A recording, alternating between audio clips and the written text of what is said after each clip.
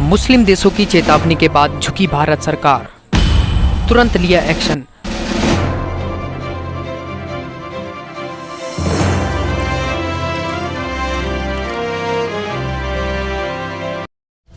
नमस्कार, आदाब। आप देख रहे हैं स्टार न्यूज़ टेलीविज़न। खबरों के साथ हम आपकी सेवा में उपस्थित हैं। चलिए रुक करते हैं आज की ताज़ा खबरों पर। पैगंबर मोहम्मद साहब के ऊपर आपत्तिजनक टिप्पणी को लेकर भारतीय सामान के बहिष्कार की अपील मुस्लिम कंट्रियों की तरफ से जारी है।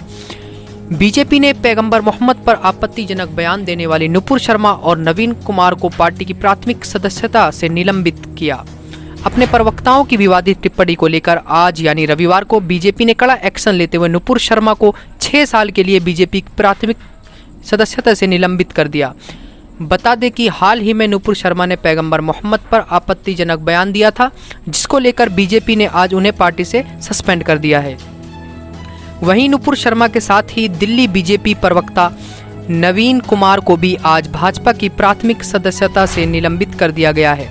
बता दें कि इससे पहले आज भारतीय जनता पार्टी ने एक प्रेस कॉन्फ्रेंस कर विज्ञप्ति जारी की थी, जिसमें उन्होंने कहा था कि पार्टी सभी धर्मों का सम्मान करती है और पार्टी किसी भी विचारधारा के खिलाफ है जो किसी भी संप्रदाय या धर्म का अपमान करती है।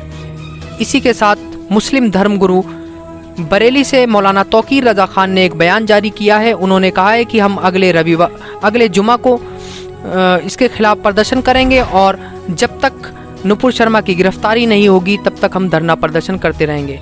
ऐसे ही लेटेस्ट खबरों को देखने के लिए देखते रहिए स्टार न्यूज़ टेलीविज़न।